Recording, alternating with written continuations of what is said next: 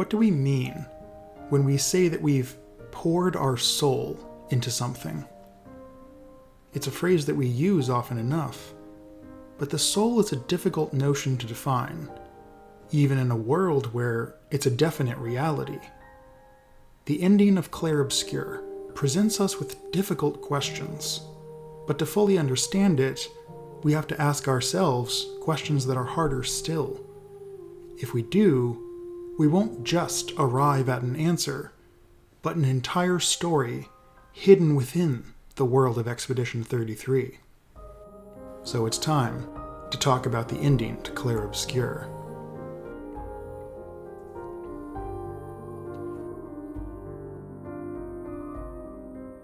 So, first things first.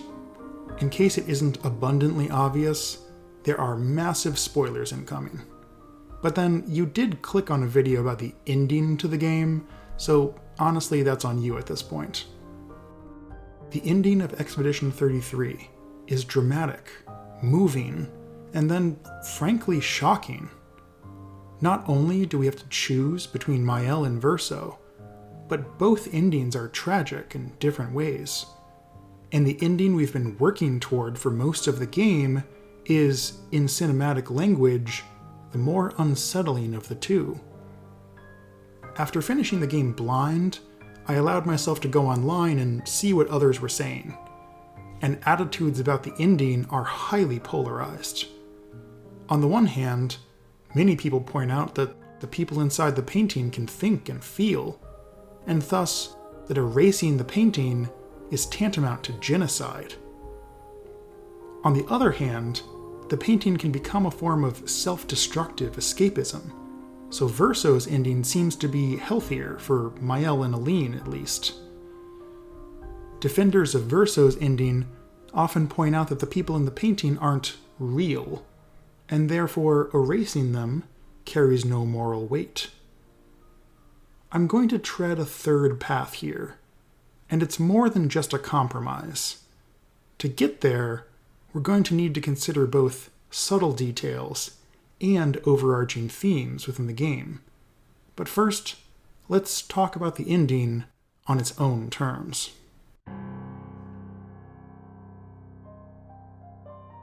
Expedition 33's final act begins with a massive revelation that the entire story so far has been taking place inside of a painting, and all of the members of our party, except Mael, exist only within the confines of this painting. The Verso we know is a painted imitation of Alicia's brother, who perished saving her from a fire. The paintress is their mother, grieving the loss of her son by escaping from the world into her son's canvas. Meanwhile, the fracture, the gommage, and everything else we've been fighting against are manifestations of Renoir trying to pull his wife out of the painting. Now that she's out, he plans to erase the canvas altogether. I have to quickly note that the creative allegory is extraordinarily on the nose here. We learn that Alicia trusted the writers, and as a result, she was not only burned, but lost her voice. The number of artists who must feel this way while working on large-scale projects is impossible to count. In any case, Act 3 gives us the option to progress toward Lumiere and resolve the plot of the game immediately, or as soon as we feel ready. Once we do, there's a dramatic crescendo of music and action, driving us toward an epic confrontation with Renoir to protect the world of the painting. But after our grand battle concludes, the heroism gives way to a murky conflict of personal needs and moral ambiguities. Renoir reveals that staying in the painting too long will make Aline and Alicia ill and eventually kill them. Mael counters that erasing the painting would erase not only the people within, but the last remnants of Verso's soul. The painted Verso recognizes that Mael will never choose to leave, and takes Renoir's place as the man trying to erase the painting. There's a lot going on here, and how we perceive this final decision about erasing the painting will largely depend on whose narrative resonates with us the most. Every character presents a sympathetic, even virtuous motivation for their actions, which is an impressive feat of writing in itself. And yet, the story makes it clear that every one of these sympathetic motivations is a lie guarding the truth. Maëlle frames herself as the champion of the painted world, a defender of both the people within the painting and the last remaining vestige of her brother's soul. Her stronger motive, however, is to escape from reality, as Aline did before her. Within the canvas, she has not only a voice, but a sense of heroic purpose, instead of the hopeless guilt she experiences in the outside world. This fact is brought to our attention by Verso, who in turn frames his decision as a self-sacrifice for her benefit. By ending himself and the painting, Verso is giving Alicia and the entire Desandre family a chance to heal and move forward. But again, Verso's true motive is selfish. He wishes to die. Even then, the reason he wishes to die is multifaceted. He describes being tired and weary of watching everyone around him die, but his melancholy runs deeper than that. He is aware of the fact that he is painted. What's more, he knows that he is a portrait of grief, in imitation of a person who was lost. He has come to understand that his unnatural existence is the source of all of the pain around him. And there's an even deeper issue at play here, for Verso is a portrait of a man who sacrificed himself to save his sister. So when confronted with the same option, perhaps the painted Verso simply is incapable of choosing any other fate. And even though there are only two endings, there are more personal stories involved, with even more mixed motives. There's Renoir, who is trying to save his family from an addictive, escapist fantasy. And yet, even he has a deeper motivation, brought to our attention somewhat clumsily by Maëlle, but expressed more eloquently in his own words. Renoir tells us that the reason he paints is to experience a feeling of control within a chaotic world. And it's hard to imagine a situation that would make him feel more powerless than the death of his son, and his wife disappearing into a painted world to grieve alone.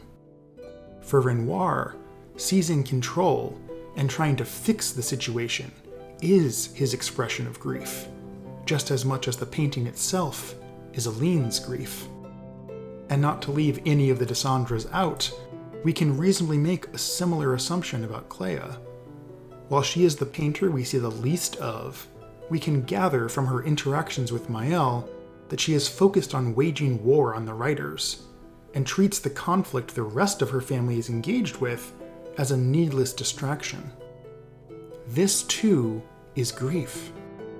Clea's response to loss is to lose herself in a task, to prove that she's above the frailty that consumes those around her. We get a hint about the true shape of Clea's fears by following the White Nevron quest and finding her imperfect creations. She doesn't try to fix or even to unmake such imperfections, but simply refuses to acknowledge them. This is presumably a reflection of how she deals with imperfections in herself, and it helps to explain why she finds it so difficult to engage with the imperfections of her family. The truth being masked by each character's personal narrative is the same: grief. At least on a personal level, all of the characters involved are flawed, as are the solutions they put forward. I don't think that either ending is meant to be the correct ending. The two endings are instead in conversation with each other. However, this fact alone isn't likely to sate players who strongly align with a single ending, for the moral questions involved still seem to overwhelm these personal concerns. To address this, we need to better understand the nature of the canvas. Before reaching the end of Expedition 33, I paused partway through to make 2 videos, capturing my thoughts on Act 1 and Act 2 individually, and looking back at my own thoughts allowed me to see something that I'd almost forgotten by the ending. The game creates a series of parallels between specific characters and ideas, and I remember recognizing that Mael and Alicia were clearly 2 representations of the same person, in some fashion. But there were other, similarly clear parallels that I was waiting for the game to explicitly bring up by the end. Consider Gustav and Verso. It's no secret that Gustav became Mael's surrogate brother, and that Verso replacing him in the party serves to highlight this role. But that's only the starting point of the similarities. They wield the same weapons, and half of Gustav's abilities are shared with Verso, even though some of them, like From Fire, match thematically with Verso's story, but not with Gustav's, since Painted Verso's existence began with a fire. You can even find Gustav's hair for Verso. But perhaps the most noteworthy parallel of all is that they lie about their willingness to survive.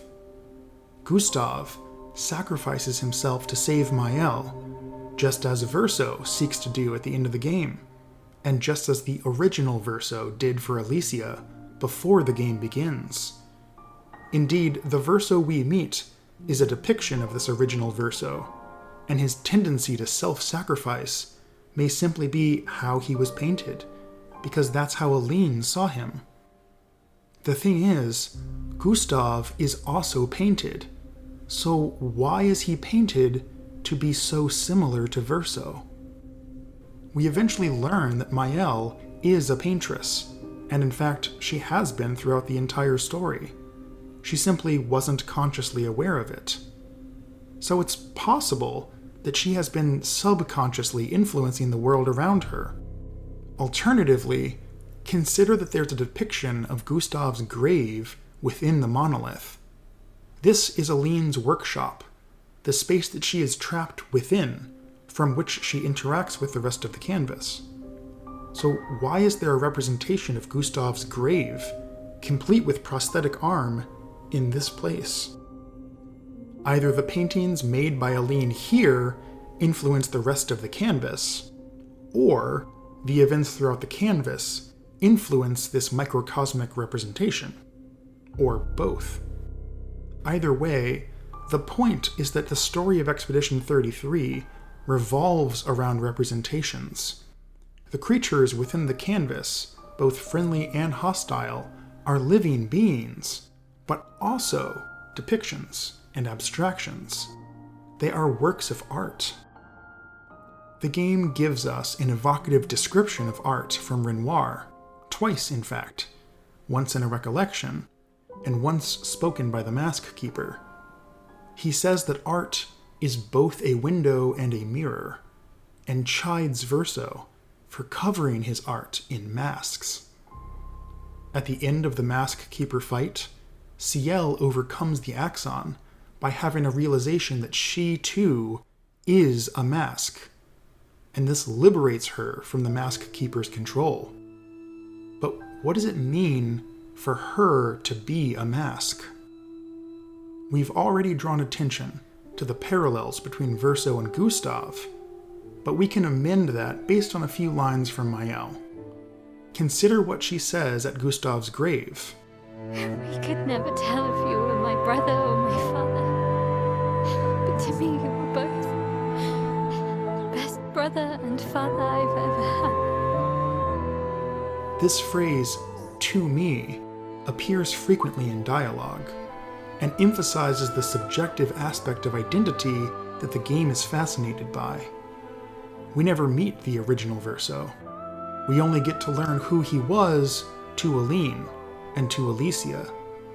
Gustav was both a brother and a father to Mael, a surrogate Renoir and Verso within her surrogate family. But then, the more we think about it, doesn't everyone in the party fit surprisingly well into their roles in a replacement family? Consider Lune. She is more focused on the mission than anyone else, to the point of seeming callous and distant at times.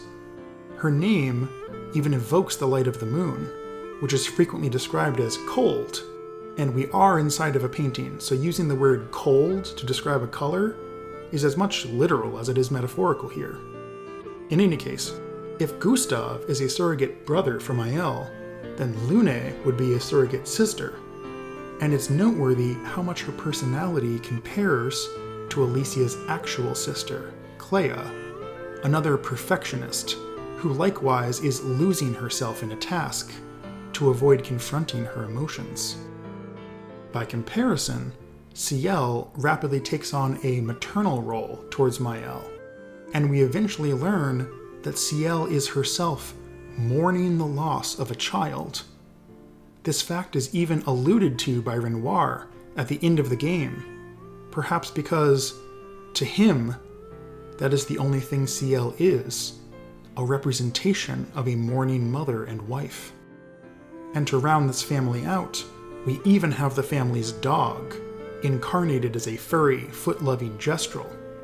You might think Monaco looks more like an ape than a dog, but consider this dialogue with Verso, where he wonders if he is loyal because that's the key trait he was painted with.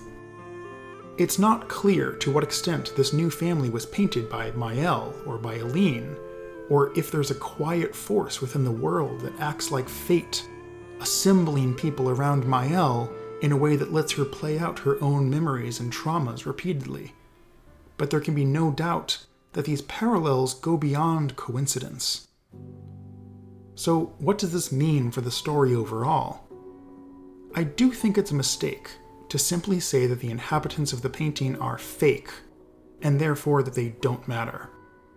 This is the attitude of Clea and Renoir, and I think that they are dismissing the importance of the canvas because their response to grief is to grasp at control, rather than allow themselves to feel.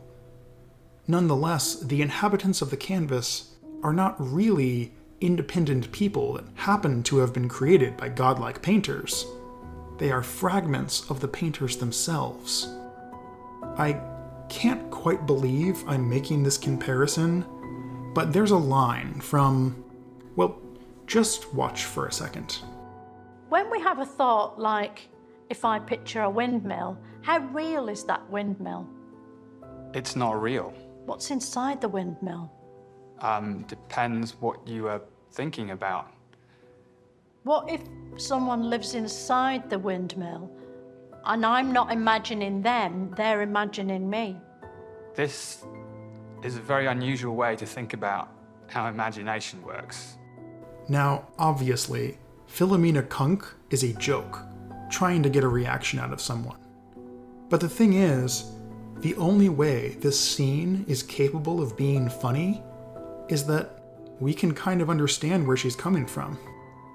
After all, the process of artistic creation often begins with imagining something and then asking questions about it. Even if you're not frequently in a creative headspace, you've probably at least experienced this in the context of dreams, where every detail of the world was invented by you, and yet can still surprise you somehow.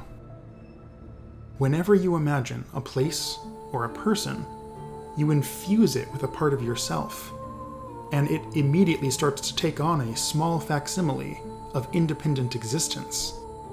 What's inside the windmill is a more coherent question than we're sometimes ready to admit. And this becomes more true the more of yourself you invest into a work of art. As you craft and build out a world, whether made of paint, words, or computer code, it takes on more and more of a life of its own. And as it does, the viewer can begin to see themselves within it. They can start to not only care about the characters, but connect the fiction to their own experience and imbue it with meaning. And if a work of art has a distinct feeling of creative intent, then through it, we can also gain a glimpse into the heart of its creators. This is what Renoir means by saying that art is both a window and a mirror. The surface layer of the story, the mask, isn't where the intoxicating magic of art takes place. No, art and stories are only capable of being magical because they are made out of human souls. And I think this creative allegory explains how we're intended to see souls within Clair Obscur's world.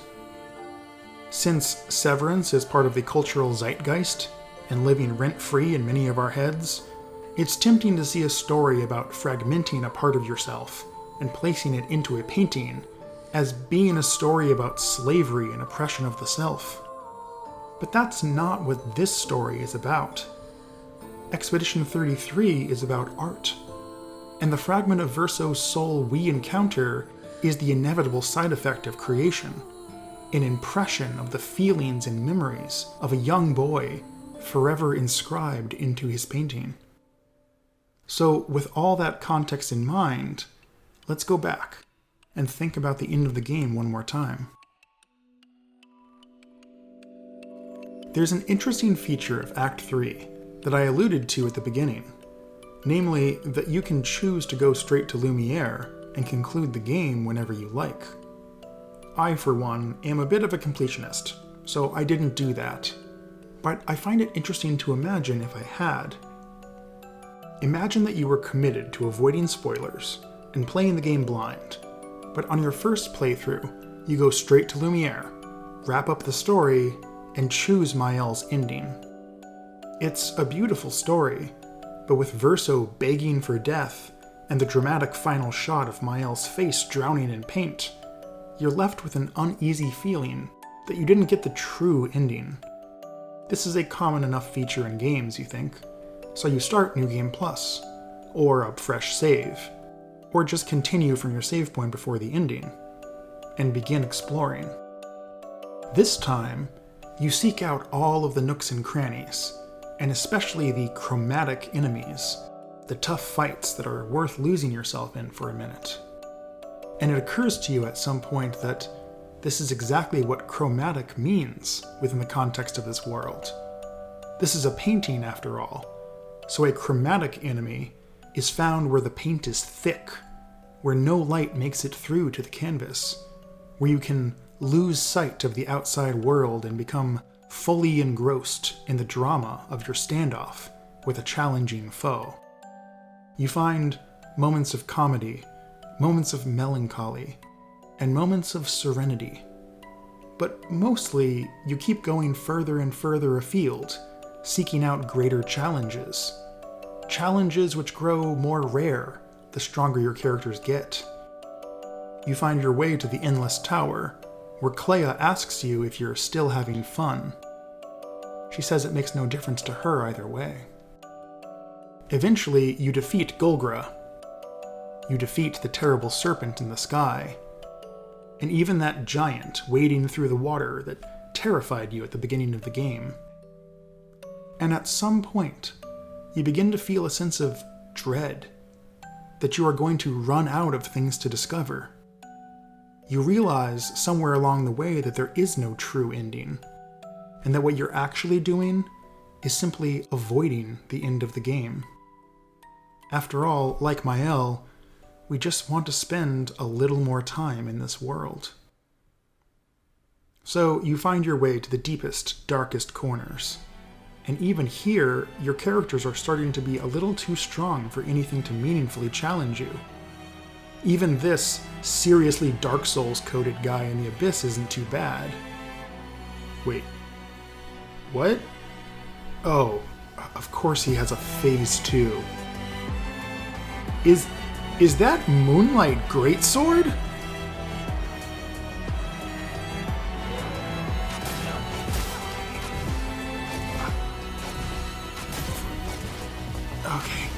Okay, we're dead.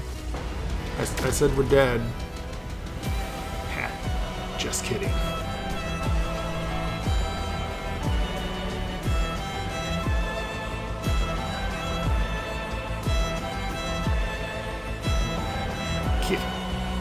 Kick him, sir.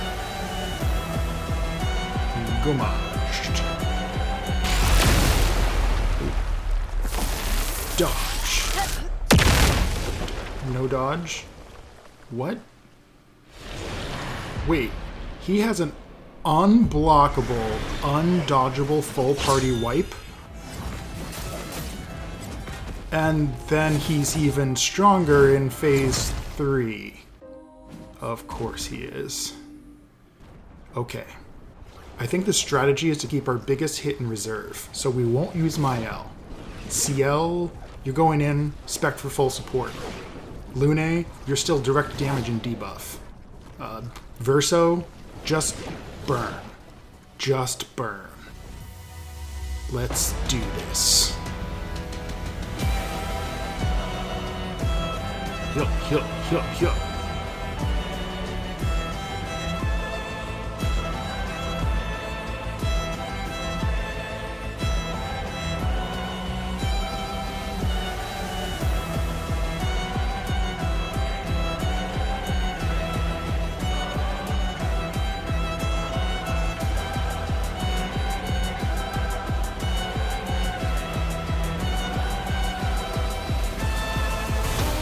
That's a spicy meatball.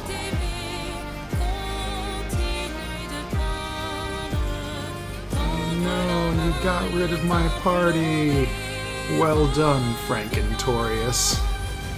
But now it's time to get out of this canvas.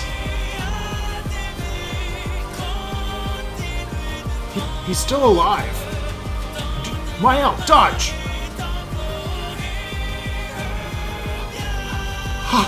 Okay. Okay, we're still in this. He's got plenty of burning stacks, so burning canvas.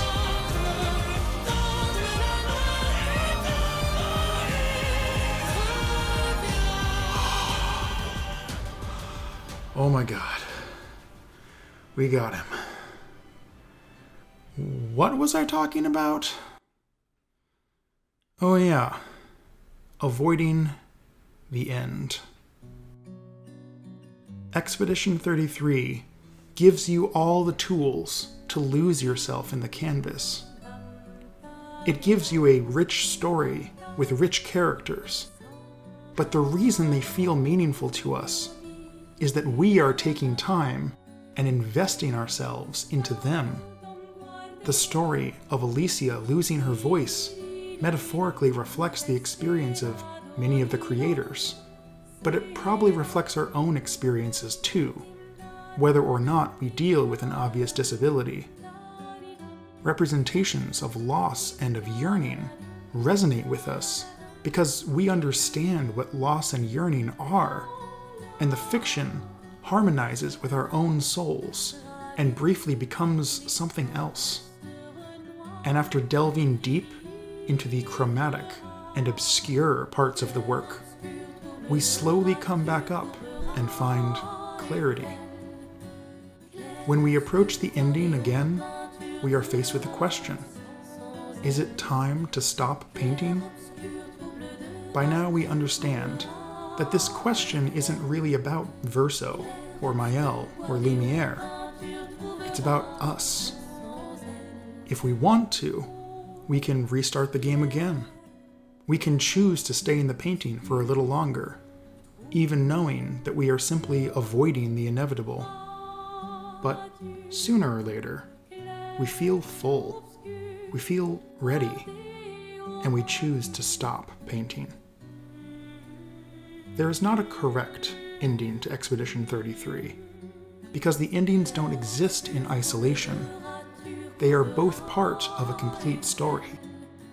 And it's not a story about grand moral decisions, but about personal ones.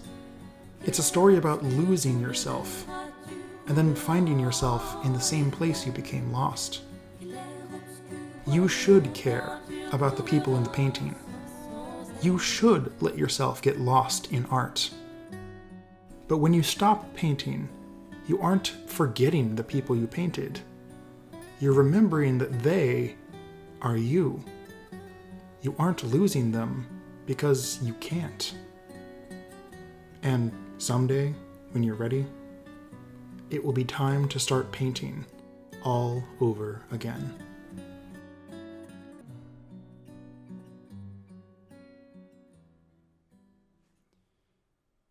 Thank you for following this all the way through.